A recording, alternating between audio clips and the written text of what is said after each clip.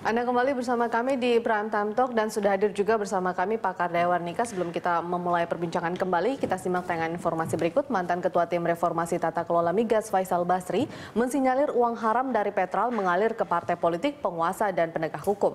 Sindikat mafia itu menyebabkan Petral sejak dulu sulit dibubarkan. Dan berikut pernyataan Faisal Basri yang dicuplik dari program DPS to the Point edisi Selasa 19 Mei 2015. Faisal, tadi Anda bilang jumlah 22 juta yang dihemat dalam 3 bulan ini US dollar itu adalah sedikit dari besaran. Apakah terlihat misalnya kebocoran itu kemana gitu? Perorangan, perusahaan atau apa? Saya rasa menyebar ke pusaran politik ya. Karena ini adalah mafia itu tidak pernah bisa bergerak kalau mereka tidak bisa menuduhkan penguasa atau penegak hukum atau penguasa dalam artian luas lah ya, yang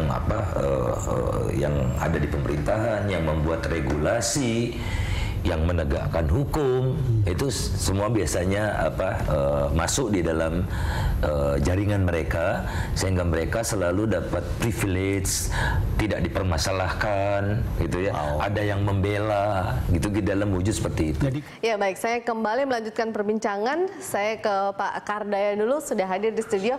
Pak, tadi sudah disinggung juga oleh Pak Faisal Basri bahwa kebocoran kemudian uang yang bisa dihemat akhirnya selama 3 bulan ini jatuhnya ke politik, kekuasaan, yang pembuat regulasi dan lain-lain. Tanggapan Anda dulu bagaimana, Pak? Saya tidak pernah terlibat ikut menginvestigasi.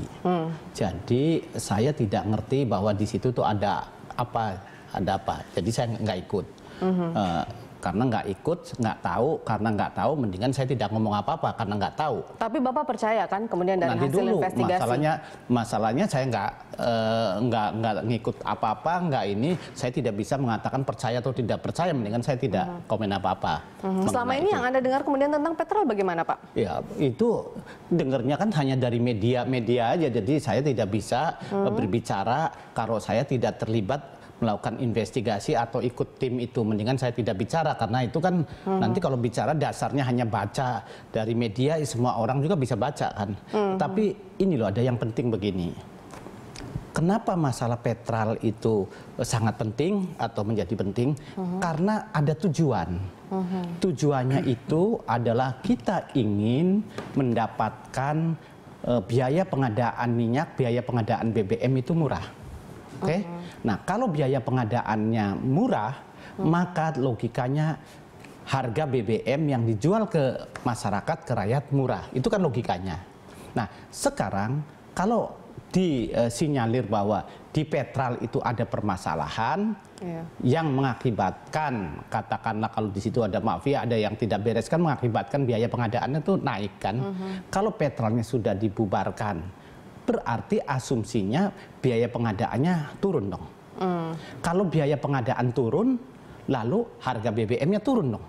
Nah, selama tidak bisa membuktikan ke rakyat bahwa harga BBM turun, walaupun dikatakan bahwa di situ sudah ada penghematan, sudah itu kan rakyat nggak bisa ngelihat. Bagi rakyat yang penting, kalau memang itu benar, ya buktikan dengan harga BBM-nya. Butuh berapa lama, Pak, kemudian untuk beradaptasi setelah pembubaran Petral ini kemudian bisa membuktikan terhadap harga BBM? Artinya berapa kontribusi kemudian dari pembubaran Petral ini ke harga BBM sendiri, Pak? Bisa menghemat berapa banyak, Pak?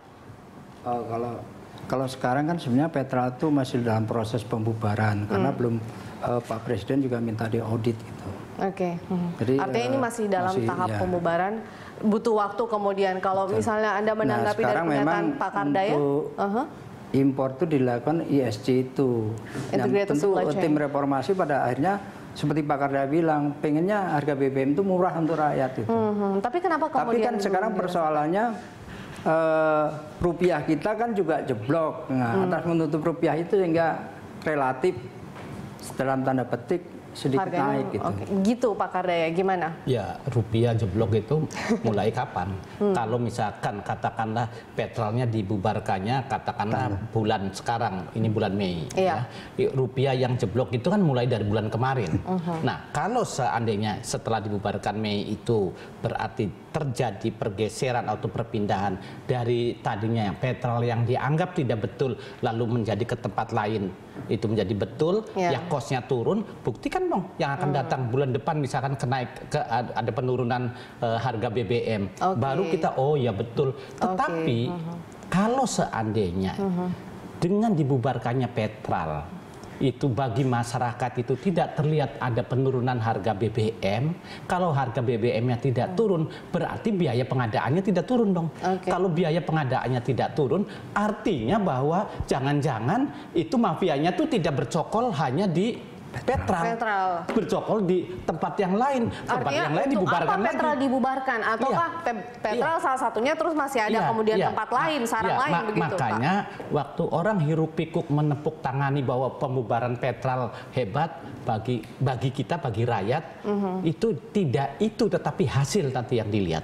Kalau hasilnya itu bagi rakyat terjadi penurunan harga BBM yang membawa faedah bagi rakyat, maka rakyat tepuk tangan. Tapi kalau tidak sih lalu apa? Artinya Pak Kardaya melihat bahwa pembubaran petrol ini tidak otomatis kemudian berpengaruh pada efisiensi harga BBM yang ada selama ini. Kalau seandainya bahwa itu permasalahan itu ada di situ, logikanya setelah dibubarin kan biaya pengadaan turun. Kalau biaya pengadaan turun, maka harga kan turun. Ya, marilah tunjukkan ke rakyat bahwa harga itu turun nih berkat dibubarkannya petrol. Itu baru betul. Yang paling bahaya kalau sudah petrolnya dibubarkan, harga BBM-nya tidak turun juga. Berarti ada di tempat lain dong. Ada di tempat lain Pak Naryanto atau memang hanya di petrol? Industri migas itu kan luas Bu. Salah satunya petrol di bawah kendali Pertamina. Memang ke struktur kita kan 50% impor. Impor BBM sama impor crude oil juga. Sedang produksi kilang kita kan untuk memenuhi 50% itu harapannya bisa. Nah, sisanya impor. Impor kalau beli paket banyak mestinya dapat diskon. Nah, itu Pak Kardaya bilang harga murah ya kita harapkan nantinya. Tapi kan rupiah juga jeblok, itu yang jadi masalah gitu. Oke, berarti ini mungkin masih tahap penyesuaian. Tapi Pak Kardaya, ini kan sudah ada hasil investigasi dan rekomendasi dari tim reformasi tata kelola migas. Apakah kemudian ini juga akan dijadikan rekomendasi bagi Komisi 7 DPR untuk artinya segera mengusut mafia-mafia yang kemungkinan terlibat juga dalam bisnis migas yang kemudian merugikan negara ini, Pak? Pada dasarnya kita DPR khususnya Komisi 7 mendukung segala upaya untuk membuat benar, membuat bersih, membuat efisien, semua upaya-upaya yang dilakukan dengan tujuan itu kita dukung. Termasuk apakah kita membubarkan petrol kalau seandainya itu tujuannya untuk menurunkan biaya BBM, biaya pengadaan BBM, biaya pengadaan minyak, kita dukung. Nah, kalau memang tujuannya itu dan dibubarkan itu biayanya bisa turun dan harganya bisa turun, itu baru kita benar. Tetapi kalau seandainya sudah dibubarkan lalu nggak turun-turun malah naik lagi, wah itu tidak sulit. Ada buktinya, tidak ada dampaknya juga tidak begitu, ada buktinya. Nah, nanti itu harus pada rakyat harus ditunjukkan bahwa ini nih upaya kita, ini loh maksud kita membubarkan supaya gini. Tuh buktinya harga BBM turun. Kalau kalau misalkan terjadi penghematan, terjadi apa, tetapi harga BBM-nya tidak turun, itu yang bagi rakyat itu sulit gitu. Inilah yang harus dibuktikan gitu. Bagi kita, khususnya fraksi saya ya, Gerindra, apapun kalau demi rakyat sehingga rakyat menjadi lebih lebih baik, lebih ringan, membayar BBM lebih murah segala macam, itu kita dukung. Apalagi cuma petrol, 10 petrol ditertibkan pun kita dukung. Oke, baik. Pak Naryanto, sebenarnya masuk akal juga ya apa yang disampaikan oleh Pak Kardaya, meskipun saya tidak tahu hitung-hitungnya, Anda lebih tahu lah teknisnya seperti apa begitu kan Pak. Tapi Anda optimistis kemudian dengan pembubaran petrol ini bisa berimbas bagi beban kepada rakyat khususnya dalam hal bahan bakar ini, Pak? Memang tim reformasi waktu itu para anggotanya menginginkan harga BBM murah gitu. Dengan hilangnya petrol diharapkan BBM itu paling tidak mampu lah untuk daya beli masyarakat. Walaupun premium kan sudah tidak disubsidi, yang disubsidi solar sama minyak tanah. Artinya kemudian dengan statement Anda ini pasti akan ada dampaknya atau ada imbasnya juga bagi harga BBM, Pak? Ya ada dong, dengan nilai dolar bergejolak mulai dari Januari kalau tidak salah, dengan harga sekarang masih sekitar 50-an gitu. Ya diharapkan ya, mudah-mudahan kilang Pertamina itu bertambah gitu, atau upgrading atau apapun namanya. Itu sangat menolong. Kalau tidak nggak bisa.